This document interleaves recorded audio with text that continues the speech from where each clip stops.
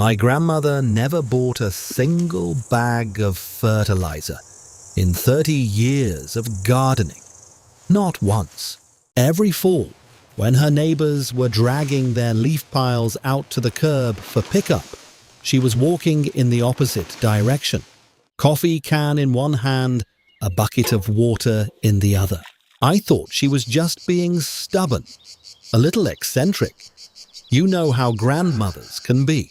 But last October, when I finally tried her method on my own leaf pile, I had dark, crumbly, ready-to-use compost in just 18 days. Not months. 18 days. And the only ingredient she ever added was already sitting in my kitchen, right next to the coffee maker. Now, I already know what some of you are thinking right now. I tried composting my leaves before. It didn't work. Maybe you piled them up in October and they were still sitting there in May, barely changed, looking exactly the same. Or maybe they turned into a soggy, smelly brown mat that just sat there going nowhere. You are not alone in this. I've heard this exact same story from almost every gardener I've spoken to. And here's the truth I want you to hear. It was not your fault. You were just missing one piece of information, one thing.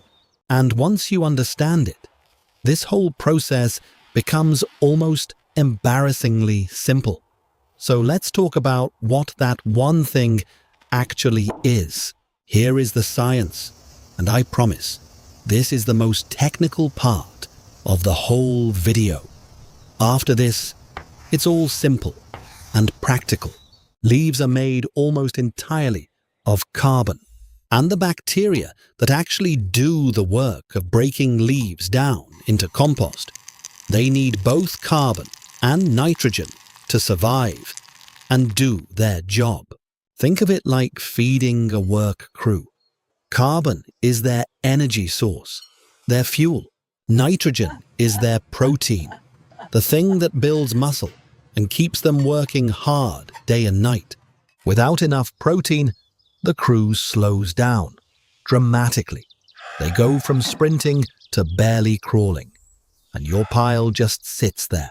Now, dry autumn leaves have a carbon to nitrogen ratio of somewhere between 60 to 1 and 80 to 1. That means for every 1 part nitrogen, there are 60 to 80 parts carbon. But bacteria work most efficiently at a ratio of about 25 to 1. That gap, that enormous gap between 60 and 25, is the exact reason your leaves weren't breaking down. The bacteria were starving for nitrogen, running on empty. You were giving them all the fuel they could ever need, but no protein. And you simply cannot run a hard-working crew on fuel alone. Now, the standard advice you've probably heard is to add grass clippings in summer or to buy a bag of blood meal at the garden center. And yes, both of those do work. But here's the problem. If you're making your leaf piles in October, your grass is barely growing anymore. And blood meal. If you have dogs, I need to stop you right there before we go any further.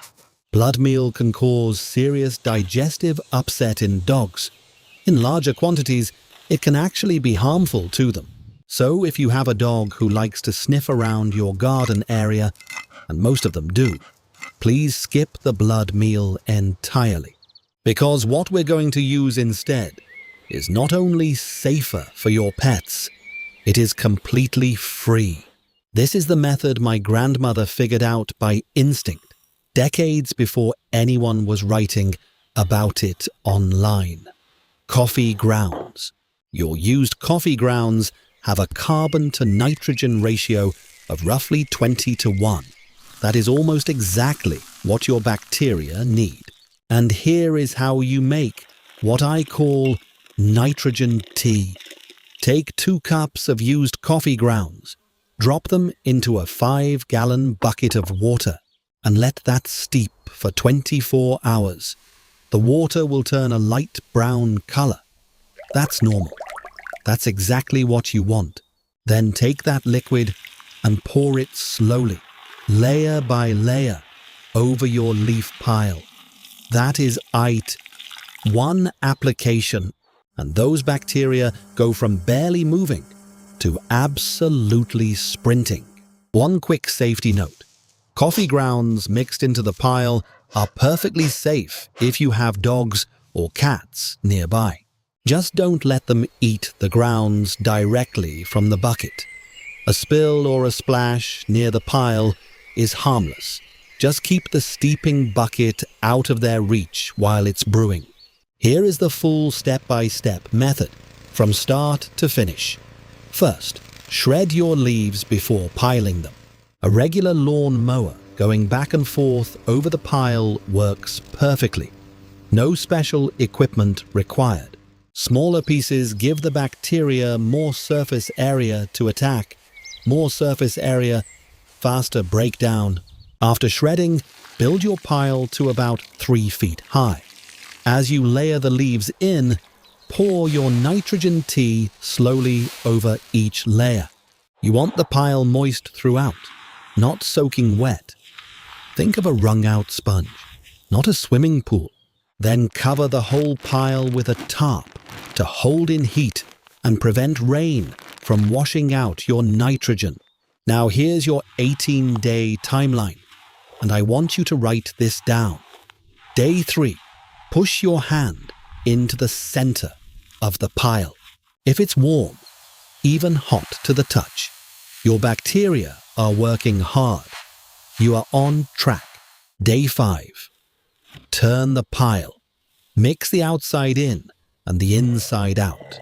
Add another round of nitrogen tea if it looks or feels dry. Day 10, it should smell like rich, dark forest floor. Deep and earthy, not sour or rotten. Day 14, check the color. Is it getting darker? Is it starting to crumble when you press it? Day 18, run it through your fingers slowly. If it's dark chocolate brown, crumbly, with no recognizable leaf pieces remaining, that is finished compost. That is black gold. That is exactly what my grandmother was carrying in that old coffee can every single fall. Now, your timing may vary a little, depending on the weather and how finely you shred the leaves. But even if it takes a few extra days, the difference from your old method will be dramatic. If you're finding this helpful so far, go ahead and hit that like button. It only takes a second, and it really does help more gardeners find this information for free. Now let's talk about scaling this up, because once you see it work the first time, you are going to want more of it. And here's the great news. Coffee grounds are just the beginning. Your kitchen is hiding other nitrogen sources that most people pour right down the drain every single week without a second thought. Rice water, the starchy, slightly cloudy water left over after boiling rice, contains trace nitrogen and beneficial compounds that bacteria absolutely love. The water from boiling vegetables like spinach, broccoli, or green beans carries the same idea. Not as concentrated as coffee grounds, but it adds up over time, and it's already there.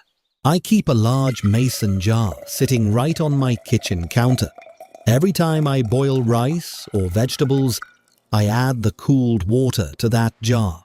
On watering day, it all goes straight to the compost pile. Free nitrogen every single week. Zero waste, zero cost. And now, the laziest possible version of this entire method. I call it the trash can compost system, and it is absolutely perfect for anyone who doesn't want to do heavy lifting. Here is everything you need. one 32-gallon plastic trash can with a lid, and a drill. Drill quarter-inch holes every 4 inches across the entire surface, up the sides and across the bottom too. Those holes are your aeration system. Fill the can about 2/3 full with your shredded leaves. Pour in your nitrogen tea. Put the lid on tight. And then every 2 days, just roll the can across the yard for about 30 seconds. That rolling motion turns and mixes the entire pile for you without you ever needing to bend over, crouch down, or pick up a pitchfork. For anyone dealing with a bad back, bad knees, bad hips, for anyone who simply does not want to do hard physical work out in the yard, this is your method. 18 days, same beautiful result. My neighbor with a bad hip used exactly this system last fall. She called me on day 17 to tell me she could already see finished compost forming at the bottom of the can. Last October, I showed this method to 4 of my neighbors on our street. All of us had leaf piles sitting there waiting for the municipal truck to come. We all tried it at the same time. 3 weeks later, every single one of us had at least 3 full bags of dark, finished compost ready to go.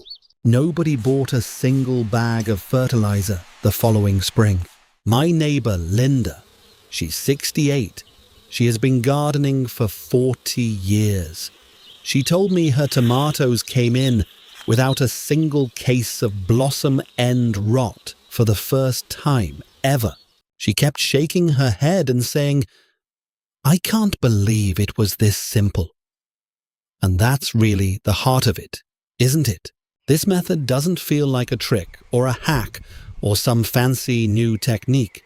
Once you understand the chemistry, it just feels like common sense.